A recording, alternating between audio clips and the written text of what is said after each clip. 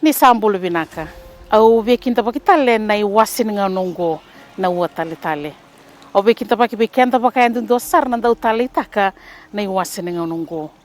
Vekinta paki kau thabumbaletan na esana bagaturanga. En tini kavai na nonda benua. Katalakina na kiana veitikina ya andua. O kataltungakina na kiana vei abusa. Patalakina na kiana vei matangali. Kiana vei tokotoka ya andua.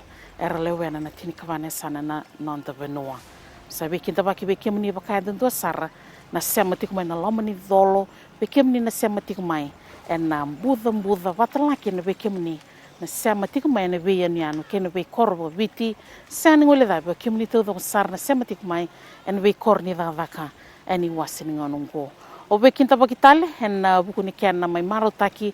Endo tali wasini ngona na ua tale. En madhawa sawati en da sarabo politiko mekina na rebu ni raki vei saw. En buku tinga ni mbole. En da sotaba en bebu no indui en da waita bitiko kina. Gore na buku ni kiana vakilai na mbole ni raki vei saw en ministry ni tei ke na kiana revi na matambosi ni suka en nonda benua. O katal tinga kina o irna dau tei kanta sarabo na kiana ritala noa mai na loma ni korombai ni kea mai na tikino likuta na loma ni asana vakaturanga umbua. Ia ena madhango ene wasini ngau nena mbongentai en dan reva kina na mbole ni raki vei saw en na loma ni asana vakaturanga umba en yatu ya sawa gore na koro ya lombi ke na kiana mai na koro vakaturanga na vei koro vakaturanga so en na loma ni asana vakaturanga sena yatu ya sawa. Ena buku ni mbole ni raki vei saw era sotava ena buku tinga ni kiana revi na mbula ni vei singa. E laura i matata na raki vei saw ena yatu ya sawa vakambimbi ena yanu o nadhula ena viti ena yatu ya sawa na ena nungo ndau ke leita ena ni reirai kiana mata sawa waka sikabula ni kiana nuku kiana nonra ndau kinta vake na vula ini sarvanua ena loma ni yanu nungo. Ia nan raki vei saw hindua na mbole vake lei sarvaga levu ena loma ni yanu nungo. Kasakani vei tala no veira na leo ni yanu vakatalanga kina veira e randau sikobo yani na yanu nungo mai na yatu ya sawa.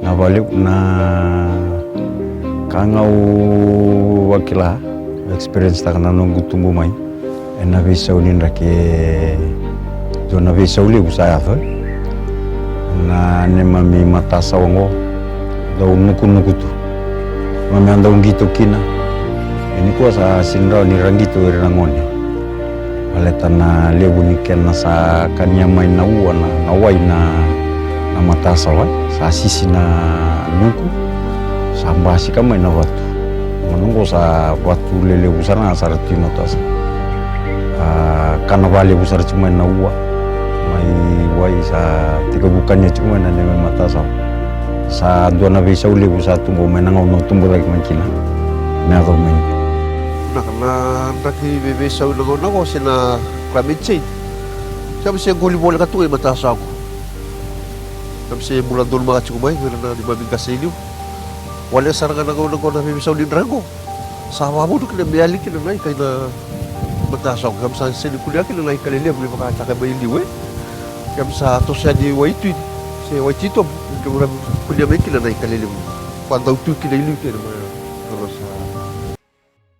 E alombi menda runga dhamanda na nani bagamadhala na turanga ni koro ena kiana toma ni navavaka ka so tabi batutu ni rebu ni raki vei saw ena loma ni korongo. Mbula binasaka na thangunga ona dhaneli bakalangilangi au ngoni alombi wana teosona sanomba au basu ina na korone mbale mai wana teosotala sambaki 500 kawan na ambaki ngo au turani koroti wana lomani korongo ya lombi naka ke basi gamai na lomani korea lombi tu kalungatan ni sale besar cuma main na dondolinga main na buku di nona dau mai na nona nua mai na korongo ya lombi bimbi na mami Vali Songo ni dondone me kena matan tu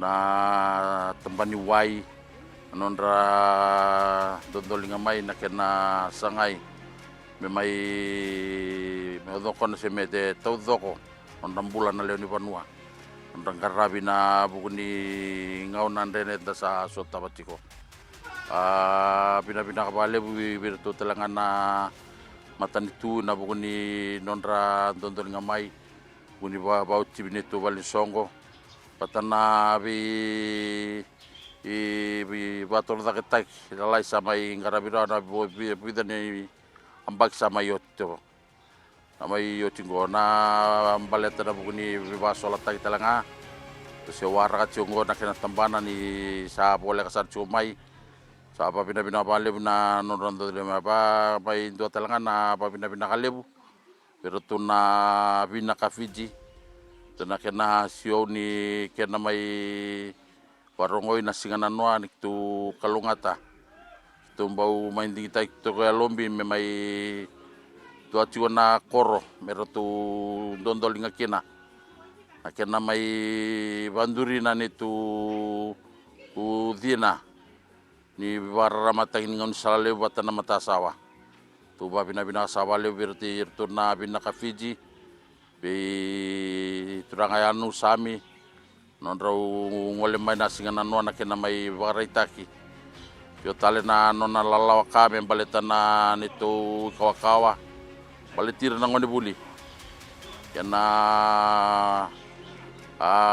ba to na ngone buli kawa na ngone ninra kita tu ba bina kasaki na bale bira na sioni bina ka Fiji anu na kena solitu na bibator da kita membalik kima Ribina ka me ndo mantana nanta vengu la laka ni berni gai tomani na nanda iwasini nganu omani anu na dhula e vana koro e ratoka kina ako tikino go na dhula o malakati na isisili kei na butua nene nungo erando goli ngai mata sawa na vemba kisauti ye ngono ko na bukuni revu ni raki visau e sale ki babuli anga na bukuni kakana era tori vaka na ve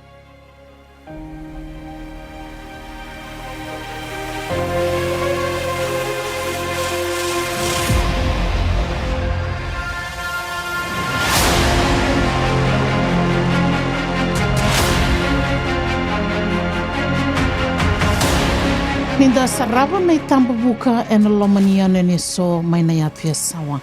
E lo reiki na vau matata na vakalinti maravu ni wasa kena revi na sera ni vei kambula. E sa teka hutalanga me vakilai na mbole na buku ni raki vei sau.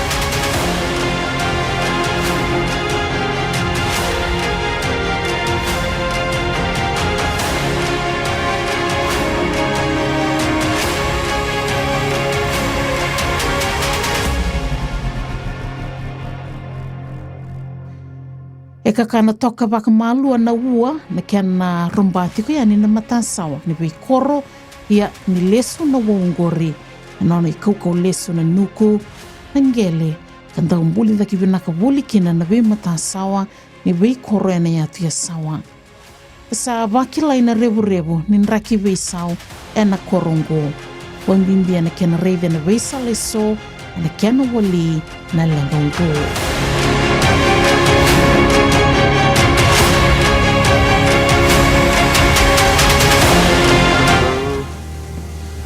Sorgo ni do vata tabu ni mami matasa ko ni maroiki ni mami goli ya me pakanga ni goli na kena na mata itu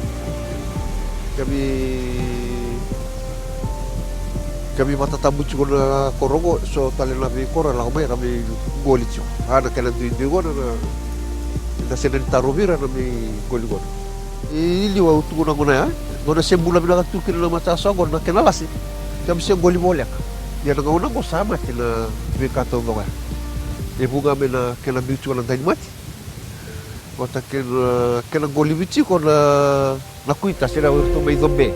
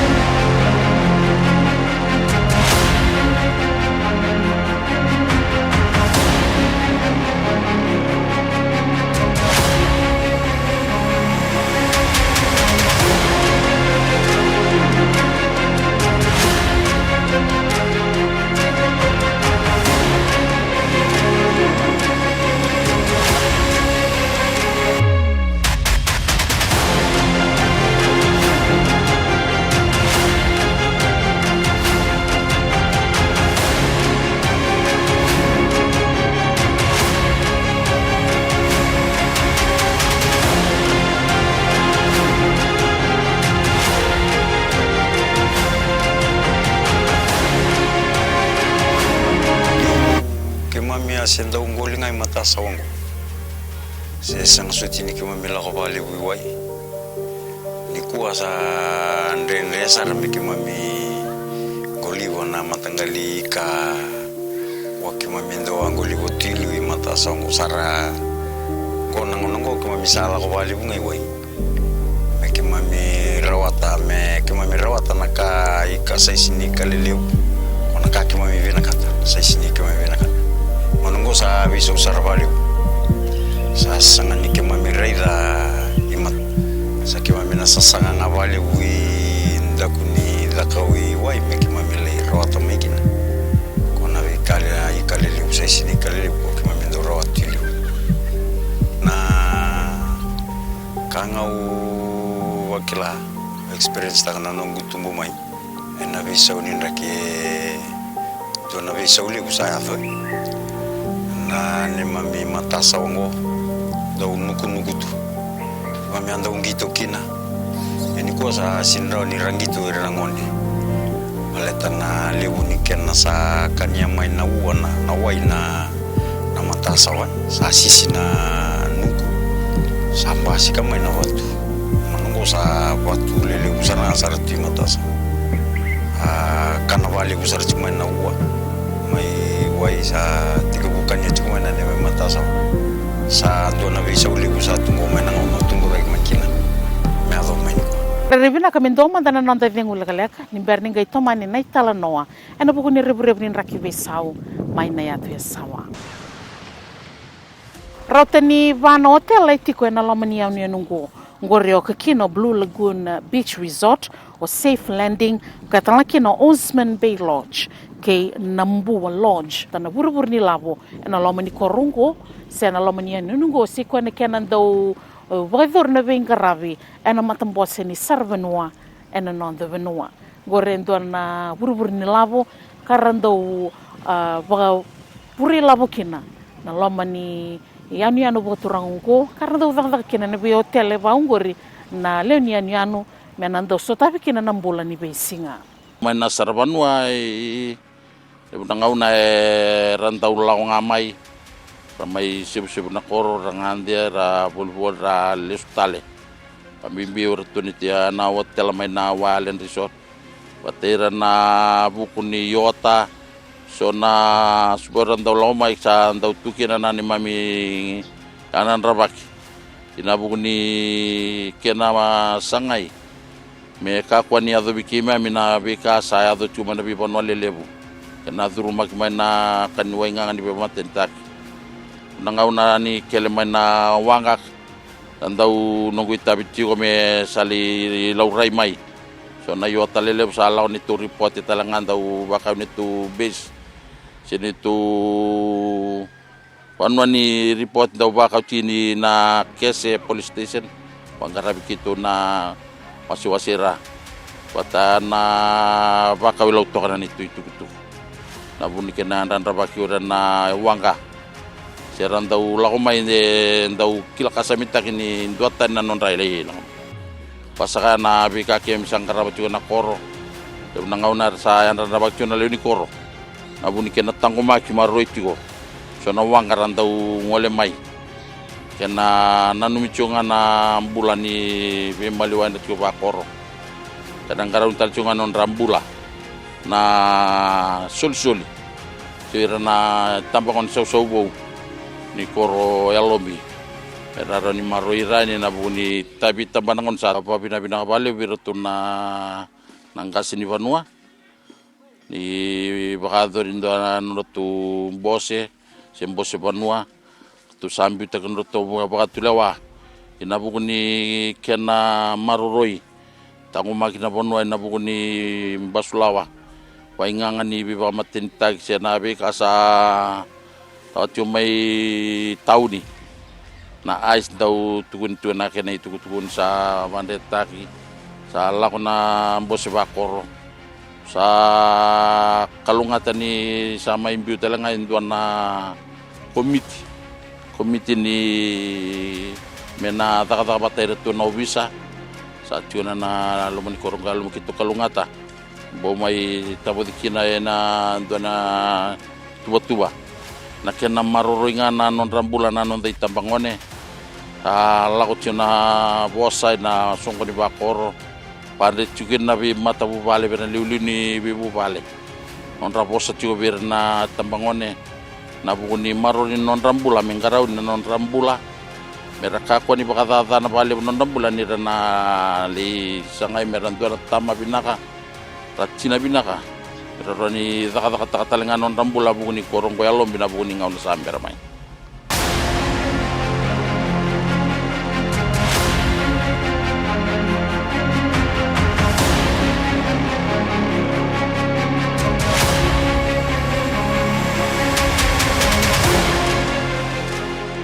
Ni rayan na bay mataka na lewe ni korongo, era sa ngutan na non ravaka. Ena loma nintua na singa. Rambiu-biu na ngwane merla kibuli. Rambiu-biu na itumbu-tumbu ndau ni we susu. Ena buku ni kia na reive na benga raive ni we watela ni sarvanua. Bau kina wira e rambikan dela ni abu. Wari na buku ni kia na ngaravi na pale. Na iti-iti. Na itabi boba nua. Kena itabi da batale. E rabakadula tira. Kina na loma nintua na singa. E kano boli na ua. So tai boli kina na mbole. Gore ndo na tikina. Era sala ki beitala nota kana leo ni koro. Se na vava sarmande tiko. Rau ni walia. Na mbole era sota. Se angani ratosu ki muria na buku ni tubu sa koto. Na buku ni kia na reivi na nandra tango maki. Kei na ye umbula. Era mbula. Saba dur tingo nungo. Singa walengan yung kitu may na koro. Sa ano yung sarangwa na biti na walo na koro. Ano na bibakan doon na turangan na tinabiti na kinasamay baka doon na bagsauti na kinasamay baka tabuy bakan dua na ingguling-gulis na Vanua ko ay maru chungo na sarangan ko o baka binabinatigi na to na trust Mr. Rob ko na marine biologist ko abing karabiti ko menangaw na yamya sa panangonong ko Watan nga kinawa binatatangan na turangan na tinabiti. E na nona sa kayo taka, wando niyo ko ya.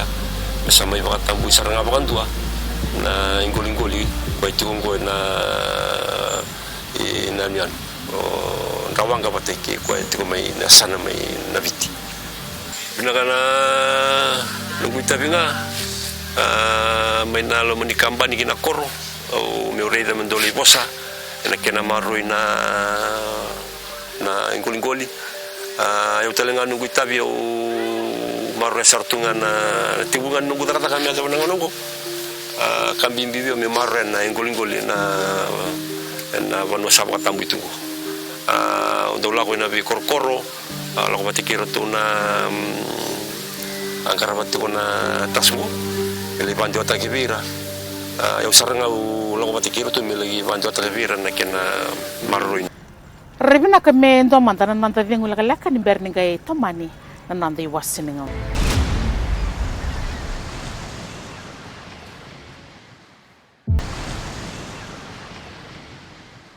Nindandeo yani kia lombi na rebrebin raki visa we bakile ne vesinga. Ka sa tiku ni tubu lo mani kore ne kena sangai me wali na mbole ungu.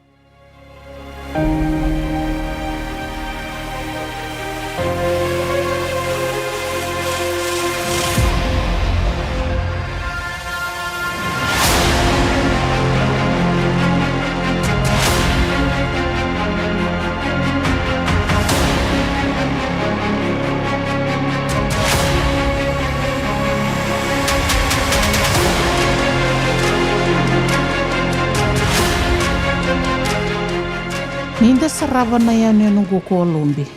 Tubani baka matata weekenda nandrendre resotawa nambola ni vesinga.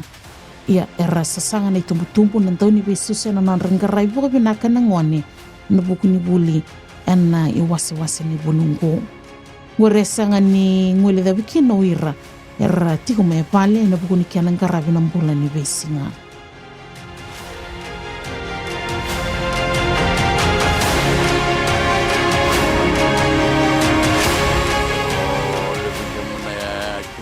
Na bukuni di kota itu na bukuni ndakida indau tombi na uda indau ndola bana nuku ya me ngol na wai tui dau langa tai kina baltir na ngone na ndalo ko ibuli ni nondango ni salah sartionga ni koribuli nangona sandau bangatak na wanga tio na wanga merandau balele dikine koribuli kale bunga nangona sandau sobe ke menit tumbu tomurira nangone merali takos takira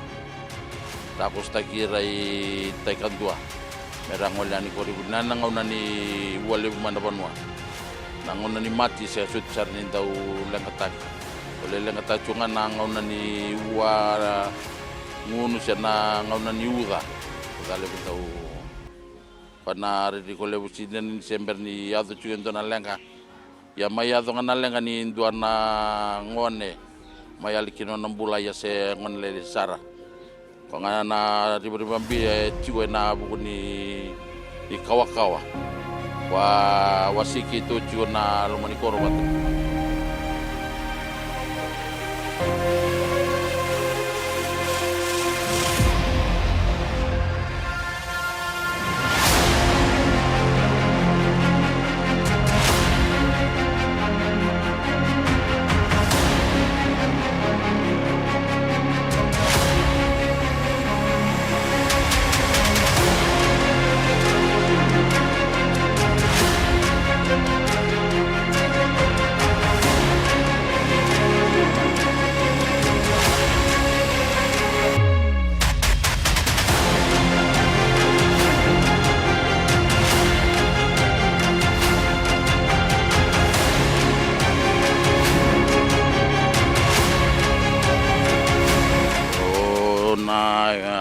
leveni korealo be 5 sabu karua na wilul ni vale ra tawan na ya tawan chonga e basal wada ni sosa ngoleani itile na bukuni ngarabi tabi abuli ni ngone talengaraba mai wilul ni tamata chungoi ni me ado mengo e ronan rau ti karua na wilul tamata me tibo e birna ngone me ado bikime mina tabangas lebuna ni to wilu ni ngone era tungo mai valangi na buni le ngarabi tabina ne ke babina bina choke na ni wasile buni ni to le ni koro ratu mai valangi lebuna ngon rale sumai ramai ngarabi tabina koro ramai le sutale choke na banu ni bina kabira lolo mata chunga bira na sigale bina ni kwa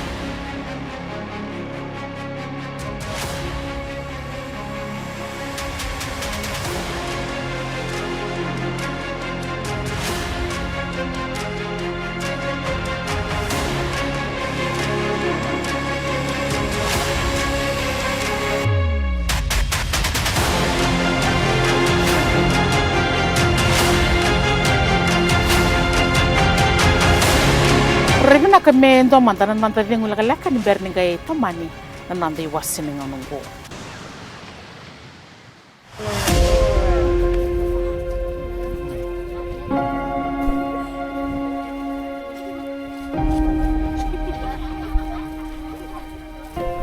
E lombi ndau langa taki bukali buke bukai bisa unan raki. So tabi na tombi ni uda me bukani ersando so taba sar bukali buna langa na lendi banua ena loma ni korongo.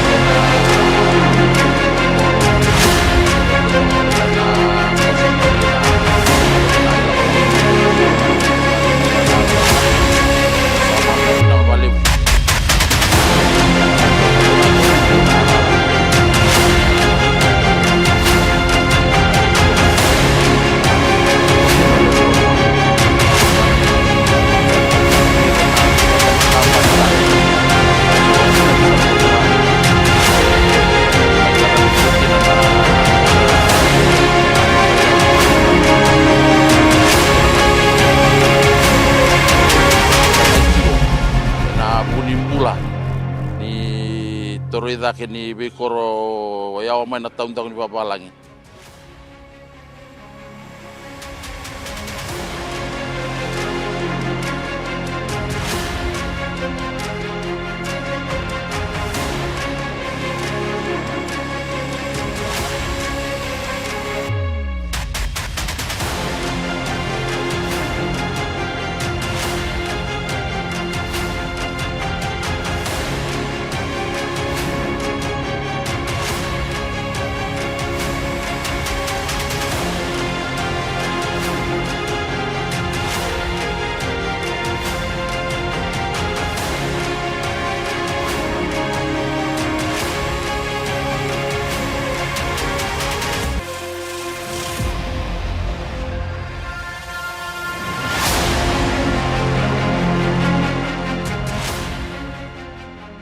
Sa tiko na nondro boka nuni ni na baru taki na be buke davanga mai na matin tu mana be matan bosi sanga ningali kena matin tu katang laki na be tambane ni be ingara beso na buku ni kena revi itara na bani wani koro kena buku nondro tango maki usiwe na kena baru taki na inronro eso meranda utango makina ena ngauna ni leanga tumbu koso.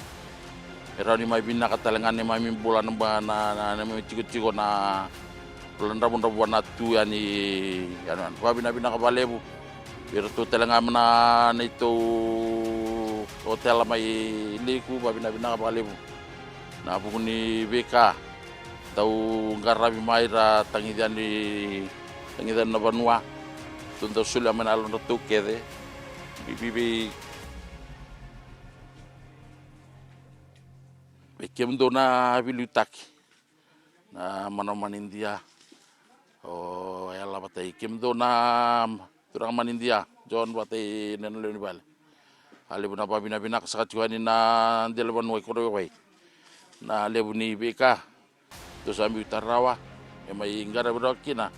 So na ngaungan nan delaban wai. Ya ninda reda na bono enda botoka kina. Na ya tu ya sawa ananda ubekinda waki na ya nungu sana be ya tu ya anu. Na ya tu ya sawa na buku ni dava nga erangole mai. Mera ndau tanraba mai se mera ndau duruma mai na wasa-wasa o viti. Goe ndo ana tikin henda ndau kawe teksar kina boga lebu na wekanda mai na yatu en sawa. Membala te tiko na nonda tangu maki ana buku ni rebu-rebu ni the vai so kan dua talngana yanu e baki lasar boga lebu na mbole-mbole e na ngauna a rabu mai kina na thapa Winston na ronondolu tini ka ono. Mai dava toko kerni wasini ngonongo me dava ni wasini ngona katarava sai ni ani boila na nomni ndau ni venga rabi ni boga binaka ni Samoa